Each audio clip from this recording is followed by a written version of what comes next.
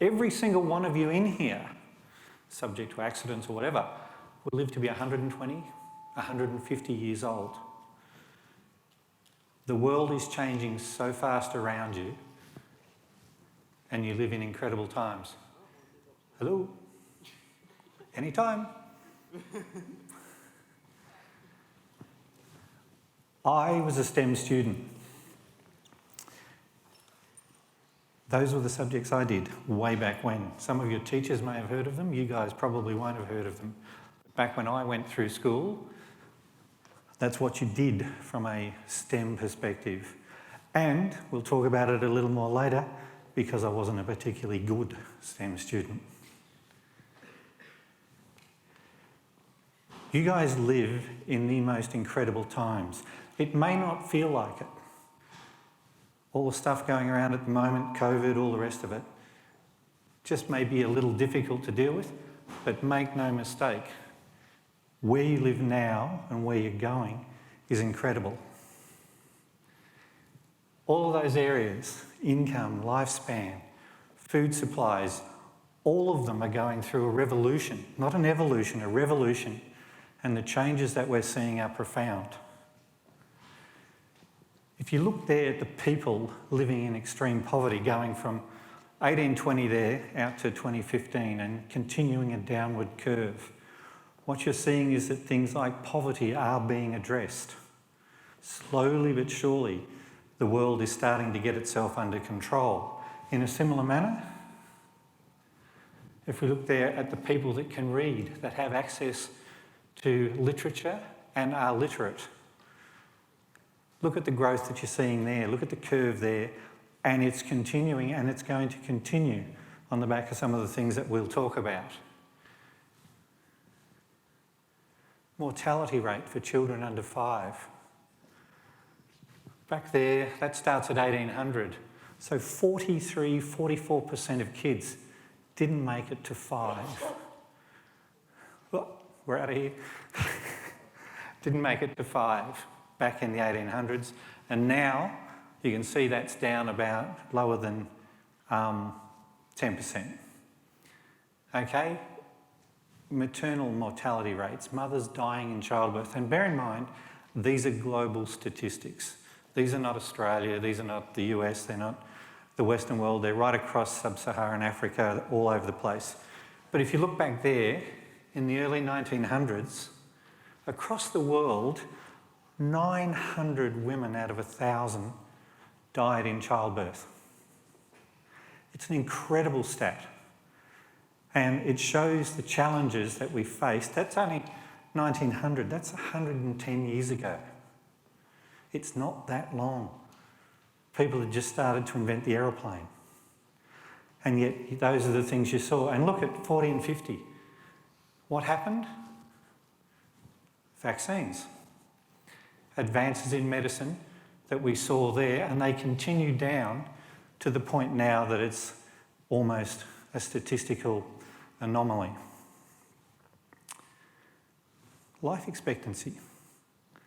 When I was born, life expectancy in Australia was 64 years. They brought the pension in the year I was born because people retired at 60, lived for 4 years on the pension and did the right thing by the government and died.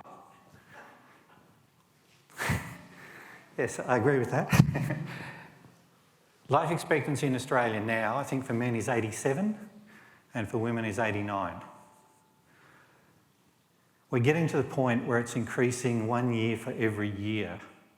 I wasn't kidding when I said you guys, generic, you people, students, everybody will live to be 120 with good health.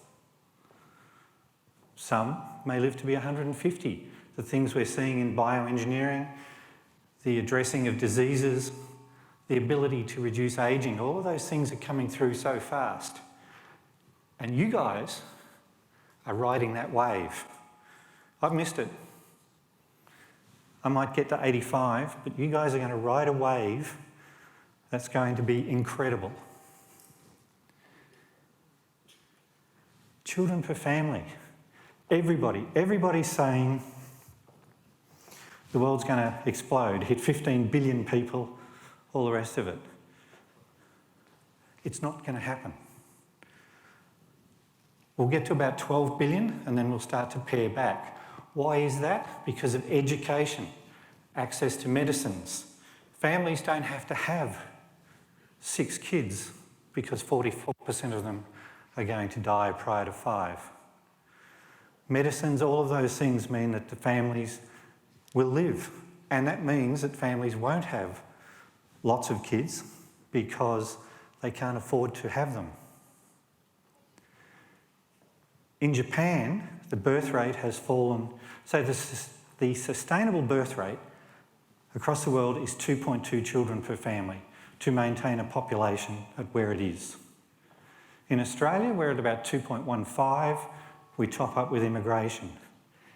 In Japan, a long way to go. In Japan, it's down to about 1.8, and the Japanese population will reduce from 120 million down to 70 million by 2050. In China, the problem's even larger. It's down to about 1.8, some would say as low as 1.2, because of the one-child policy that they had. That means, and coming back from those things is really, really difficult. But it's all been local, it's all been linear. It's all been about your country, about your state, about your town, about you and your people around you. Where we're going in the next section is exponential and global. Everything we're doing is going to be about exponential growth. It's going to be about growth off planet. It's going to be about bringing you guys a series of jobs, a series of careers, and a series of opportunities that are just incredible. What does exponential mean? If I take 30 steps, I go about 30 metres. If I take 30 exponential steps, it's around the earth 26 times. 1 becomes 2, 2 becomes 4, 4 becomes 8, 8 becomes 16, and similar. The kind of growth that we're looking at and the things that we're seeing are exponential in nature. We've had one device, one technology emerge at the moment that has been truly exponential. Actually, we've had 2. The internet and the growth in the internet. And the other one was 2008 with the introduction of the mobile device, mobile phone or whatever. If you consider that the mobile phones, the iPhones, Android phones that you have only been around for 12 years, and yet they have spread worldwide and many people have multiples, that's the kind of thing that triggers an exponential growth. It can be easily missed. Most of you won't have heard of Blockbuster. Some will. Renting DVDs from Blockbuster used to be the thing to do on a Friday night, Saturday night, all the rest of it. These guys had the opportunity to buy Netflix in 2008 for not very much money. And they said, we don't even know who they are.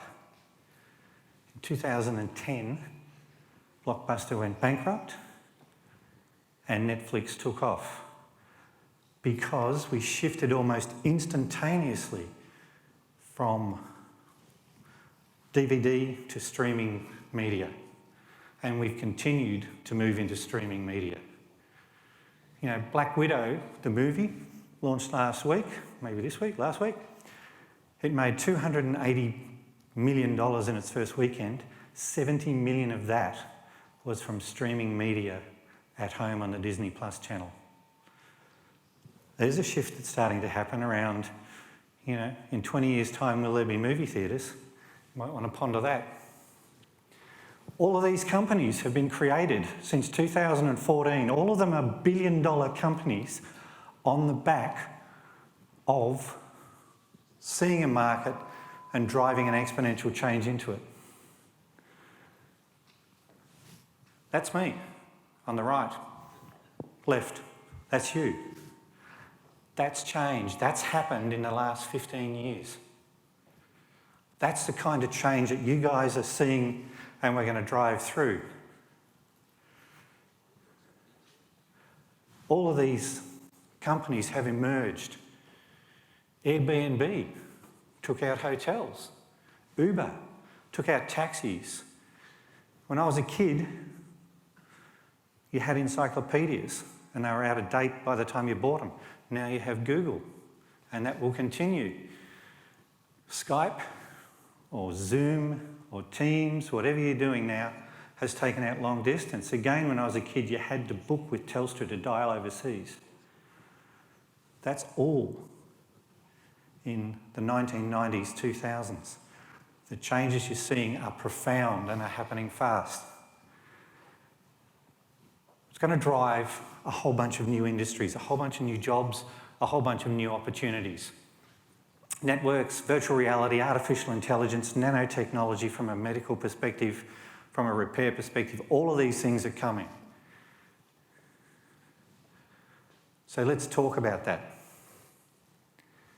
Who's got a 5G phone? They're pretty good. Okay? It's in its infancy, but it's emerging fast. And 5G is going to be, from a Wi-Fi network perspective, where we want to be.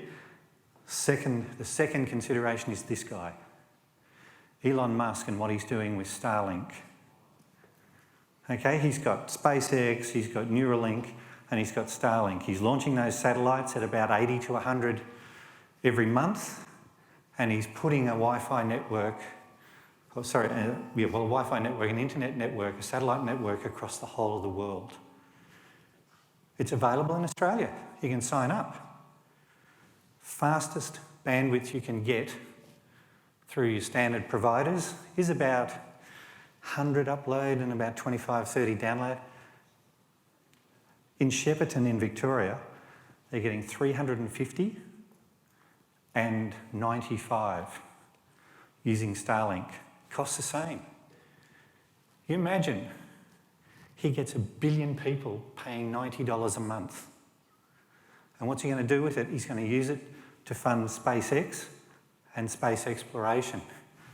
But it drives a problem. Well, sorry, before we get there. So he's going to provide internet access to the world. We're going to go from having 4 billion people on the internet with access to the learnings and the skills and all the rest of it, to 8 billion people on the internet. It's going to be 4 billion more people. How many Elon Musks, how many Richard Bransons, how many true entrepreneurs, how many Stephen Hawkings are there out there in that other 4 billion that across the next 3 or 4 years are going to become visible? You think about what that means, harking back to family growth, health, all the rest of it, if they've suddenly got access to all the information on the internet that they've never had. That's what's happening right now with all the stuff that he's doing. However, it's going to cause a problem. Because we're going to have 1 trillion sensors, we're going to have 50 billion devices, we're going to have all that stuff happening, and we don't have computers that can process that.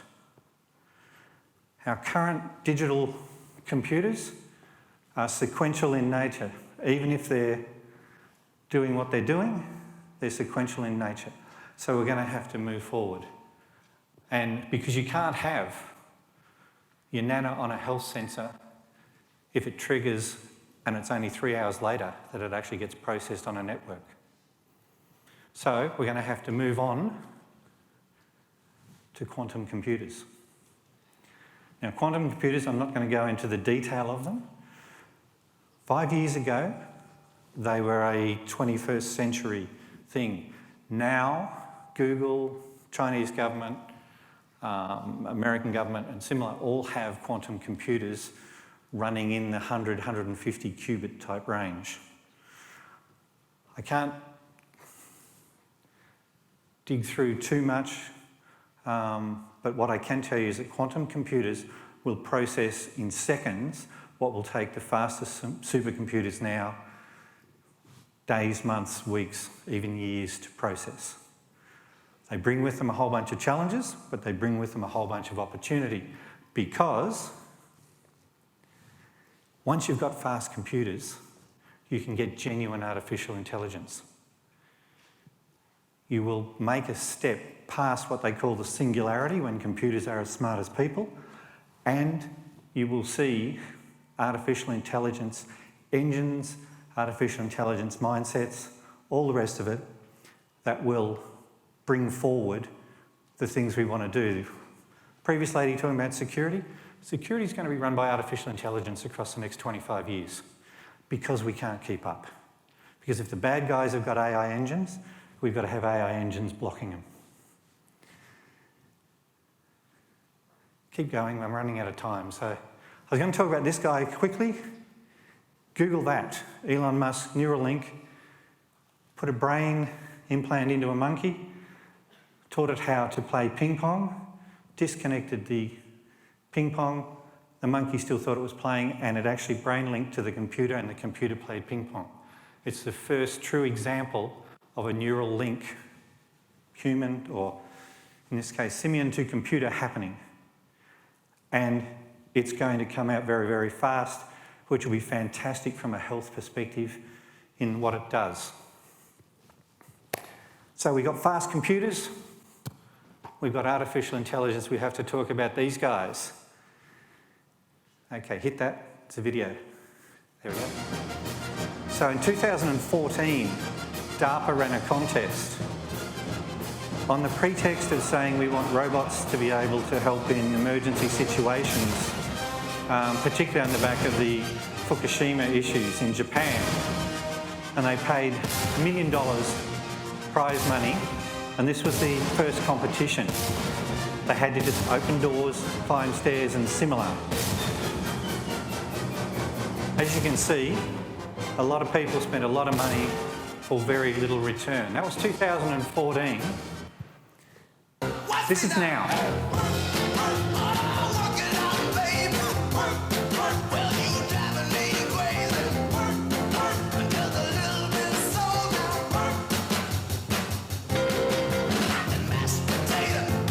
So that's a group called Boston Dynamics. Used to be owned by Google, are now owned by Hyundai Motorcars.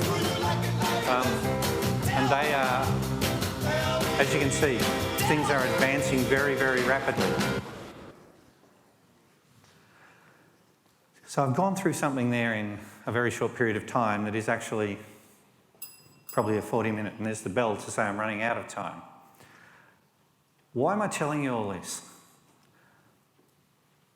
Because, as I said, you live on the cusp of a different world, a world where your jobs will be flying drones to the moon, potentially living on other planets,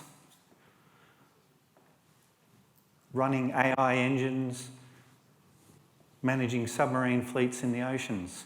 There's a different set of rules for you guys. Those were my marks in STEM. I don't think there's anybody here that would be particularly impressed with those marks. Those are all the degrees I hold now. I wasn't ready in year 12 for exams and for those kind of things, but I was ready afterwards, and doing the STEM courses gave me a set of disciplines and a set of learning models that let me build a 40-plus year career in technology, like a predecessor, work all over the world and do some incredible things. And I'm frustrated with what I see coming, that it's going to be you guys. We'll finish with one last piece.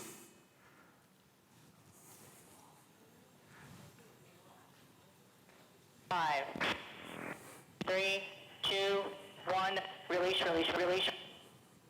Fire. Who saw this?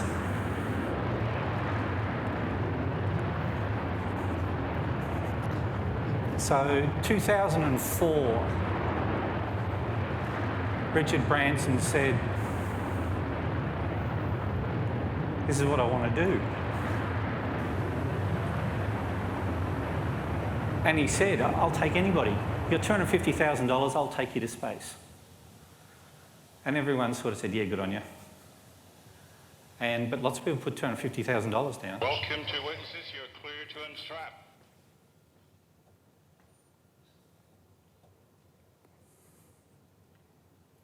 Welcome to space. Kind of interesting. You went up 88 For kilometres. all you kids down there, I was once a child with a dream, looking up to the stars. Now I'm an adult in a spaceship with lots of other wonderful adults looking down to our beautiful, beautiful Earth. To the next generation of dreamers, if we can do this, just imagine what you can do. I don't know about you guys, but I'd probably puke. Wow.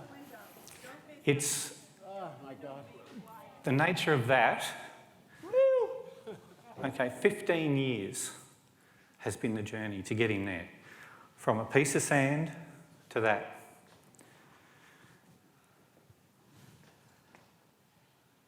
Questions?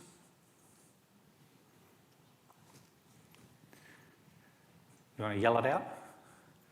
All right, hang on, wait for that and we'll go here. What are your thoughts on cybernetics and the technological singularity? So the question was, what's the thoughts on the singularity and cybernetics? And the answer is that sometime in the next 6 years, the singularity will occur and computers will surpass humans from a processing power perspective. Where we go from there, I think, is going to be very, very interesting. But quantum computers will provide the engines for us to be able to do that. All right, yeah.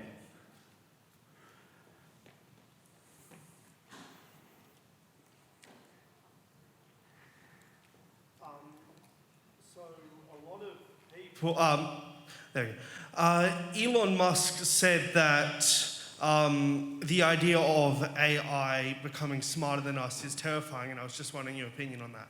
It's a really interesting question, isn't it? And it's evenly divided. You've got the Musks and the Bill Gates and those guys, very negative about it. And you've got Bezos and other guys, very positive about it. At some point, based on the trajectories we're on, we're going to build computers and robots that are smarter than us. I think that is going to be a very interesting time for humanity, and who knows which way it's going to go. There's, the guy at the back. You had your hand up. How long does it take to build a quantum computer? At the moment, the most powerful computers are about 100 qubits, which is not much. We are probably looking at 2035 before there are truly meaningful quantum computers, and they will then continue to evolve in much the same way as the digital world has evolved with Moore's law. So you're never going to have a desktop quantum computer, but there will be quantum computers running, for example, traffic systems so that autonomous vehicles get reasonable response times. Okay, I got one here. How am I doing time? One more? Are you aware of the new Loyal Wingman drone? Yes. And how that system is working? Is that going to be the future of modern warfare in the sense that it's going to be very much just, not a war of amount of human life lost, but a war of amount of money spent until your opponent runs out and loses all the treasure? Yeah. So the question is about Loyal Wingman and I think in particular drones and the nature of modern warfare. And certainly if you look at it, the F-35s cost $120 million a piece, and you're not going to really put one in a position where it can be shot down easily. But if you can have it managing a fleet of drones, then it's going to have a different model that will work quite well for it. So I think autonomous vehicles, whether they be cars driving on the road, whether they be trucks, whether they be ships on the sea, or whether they be drones in the air, I think will become something. And I also believe that autonomous vehicles will be used for space travel as well. If we can still get the students waiting in the back to quietly come in. And Greg, there was one more question at the back over there. Yep. The one with the blue mask.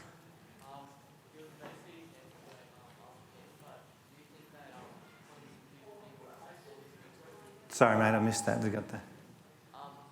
Get the mic. I'm missing it, It's mate. just in I'm the sorry. back seat over there, in the blue mask. Isn't it? How portable? He was asking how accessible and affordable. There was one just in the middle down here, just blue blazer with white stripes. He was just asking a question. If we can mic to him, please. Okay. So, Yeah. So, what was it? How accessible will this technology be? Mate, it'll be the same as you buying an iPhone.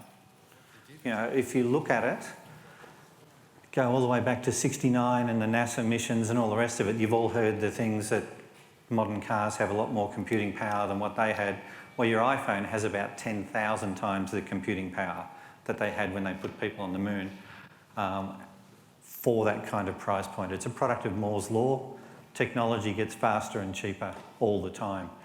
Cloud storage is a game changer, and the ability to stand up new companies without having to buy lots and lots of tin is also a game changer. So it will be very accessible. All right. Thank you so much, Greg. Okay.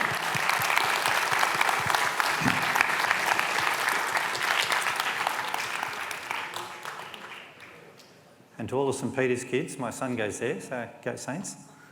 All right, guys. So, guys, we're doing the lunch swap over now with the second group. So, again, please remember to take your bag, dispose your rubbish. So we're going to Stay swap and do seated this till again. I'm done.